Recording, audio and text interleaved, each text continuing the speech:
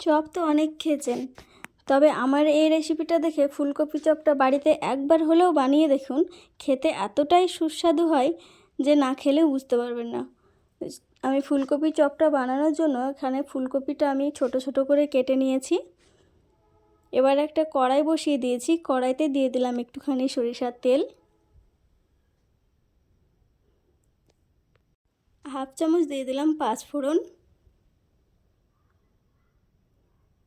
আর এখানে এক চামচ দিয়ে দিলাম আদাটাকে আমি গ্রেট করে নিয়েছি।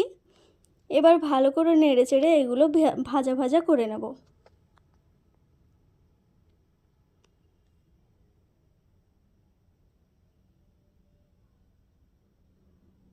এগুলো আমার ভালো করে ভাজা হয়ে গেছে। এবার আমি ফুলকপিগুলো দিয়ে দিলাম। ফুলকপিগুলো দিয়ে একটু আমি নাড়াচাড়া করে নিচ্ছি।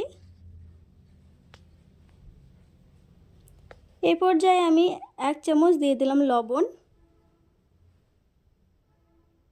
এক চামচ হলুদ, হাফ চামচ লঙ্কা গুঁড়ো, লঙ্কাটা একটু কমই দিতে হবে। এখন লঙ্কা গুঁড়োটা কম দিচ্ছি, তার কারণ আমি পরে কাঁচা লঙ্কা কুচি করে দেব। আবারও একটু নাড়াচাড়া করে নিলাম ভালো করে।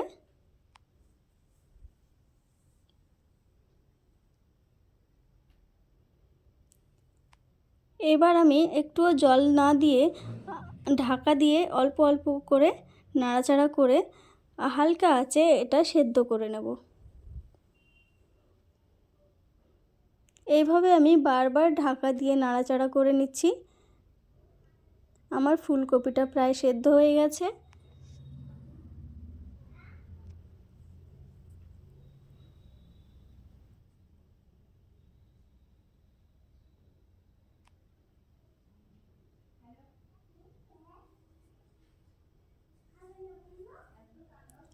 আবারও ভালো করে নাড়াচাড়া করে নিচ্ছি। তো এইভাবে আমি একটু এই চামচের সাহায্যে কাটা কাটা করে নিয়েছি। দেখো, এইভাবে কেটে নিলে অনেকটাই নরম হয়ে যাবে।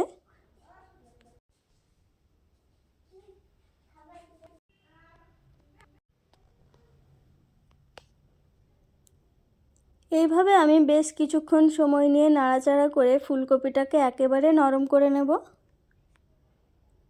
এদিকে আমি 3টে আলু সেদ্ধ করে রেখেছিলাম, তো আলুটাকে আমি এইভাবে কাঁটা চামচের সাহায্যে ম্যাশ করে নেব।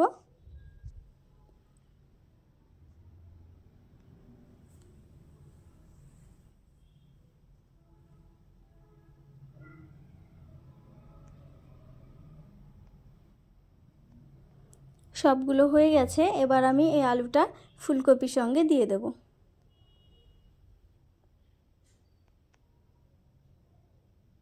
ফুলকপির সঙ্গে আলুটা দিয়ে দিলে এই যে চপের যে পুরটা বানাবো এটা বেশ নরম হবে আর খেতেও অনেক ভালো লাগবে। তো আবারও একটু ভালো করে আমি মিশিয়ে নিচ্ছি আলু আর ফুলকপিগুলোকে।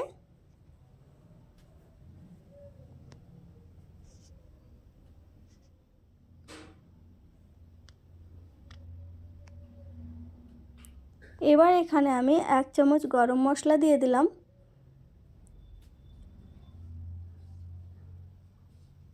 আর 1 চামচ জিরে গুঁড়ো দিয়ে দিলাম, আর হাফ চামচ দিয়ে দিলাম চাট মশলা। এবার আবারও আমি ভালো করে নাড়াচাড়া করে মিশিয়ে নিচ্ছি। এবার দিয়ে দিলাম কাঁচা লঙ্কা কুচি। কাঁচা লঙ্কা কুচিটা তোমরা তোমাদের স্বাদ অনুযায়ী দিও।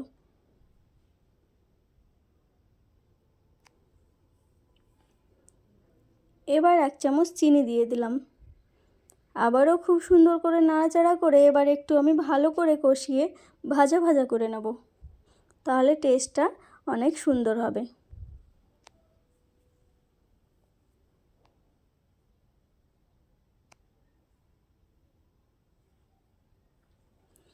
আমার পুরটা রেডি হয়ে গেছে, এবার আমি নামিয়ে নেব।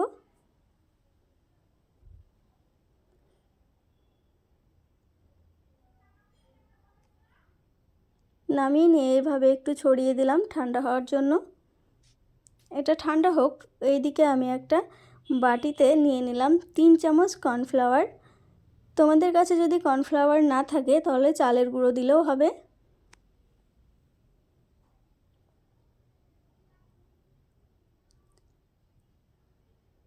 তিন চামচ কর্নফ্লাওয়ার দিয়েছি, আর এখানে দিয়ে দিচ্ছি 3 চামচ আটা।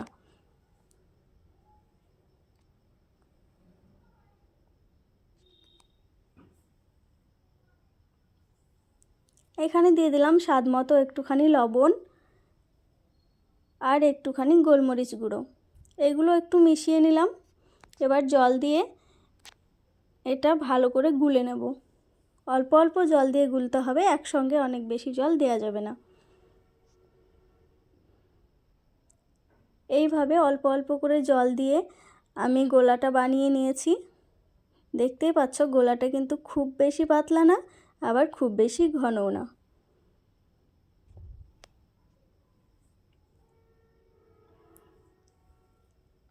এবার আমি এই ফুলকপির পুরটা হাতের সাহায্যে গোল করে নেব।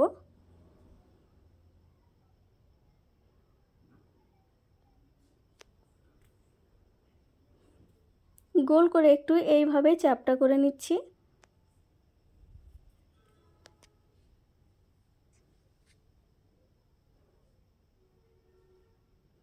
এবার ওই আটার গোলার মধ্যে ডুবিয়ে দেব।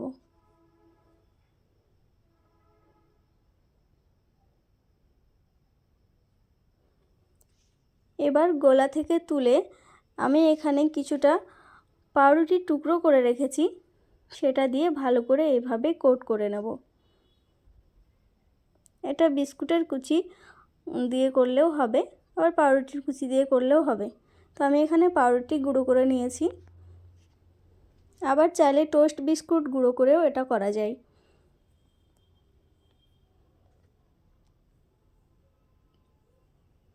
এইভাবে আমি এক এক করে সবগুলো বানিয়ে নেব।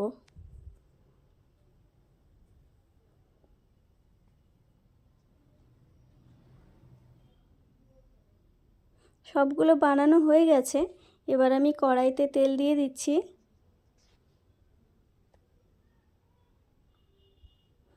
তেলটা হালকা গরম হলে এক এক করে সবগুলো ছেড়ে দিচ্ছি।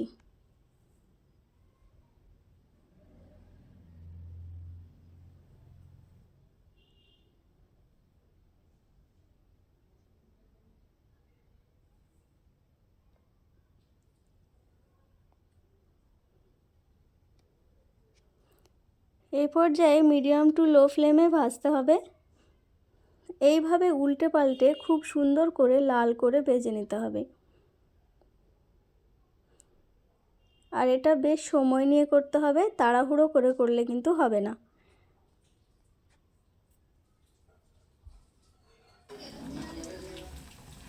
আমারগুলো ভাজা হয়ে গেছে, এবার আমি তুলে নেব।